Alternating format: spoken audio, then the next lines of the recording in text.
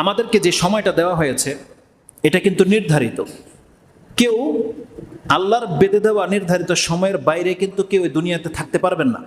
এবং আল্লাহ সুবহানাহু ওয়া তাআলা যাকে যেইভাবে রেখেছে আপনি অতটাই পাবেন, এর বাইরে নয়। আল্লাহ বলছেন, বান্দা তুমি আল্লাহর ফয়সালাটাকে এইভাবে গ্রহণ করো। তোমার মৃত্যু যেই দিন লেখা আছে, যেই মুহূর্তে, আল্লাহ তার আগেও তোমার কাছে ফেরেশতা পাঠাবে না, কিন্তু ওই মুহূর্তটা যদি এসে যায় বান্দার 1 সেকেন্ডও দেরি করা হবে না। এটা হয়ে যাবে আকস্মিক, চট করে ফেরেশতা চলে আসবে, মালাকুল মউত হঠাৎ করে আসবে, বাগতা হঠাৎ করে চলে আসবে আযাব আপনার প্রতি, হঠাৎ করে আপনি মালাকুল মউত আপনার সামনে উপস্থিত পাবেন। আল্লাহ সুবহানাহু ওয়া তাআলা বলছেন, সেই সময় যদি কোনো ব্যক্তি আল্লাহর কাছে অপশনও চায়, আল্লাহ যদি আরেকটু সময় আমাকে দেন, আরেকটু সময়, তখন তার খারাপ ইচ্ছা থাকবে না, ভালো ইচ্ছার জন্যই বলবেন, আল্লাহ আমি সাদকা করতাম এবং আমি একেবারে সৎ কর্মশীল ব্যক্তি হয়ে আপনার সামনে আল্লাহ উপস্থিত হতাম।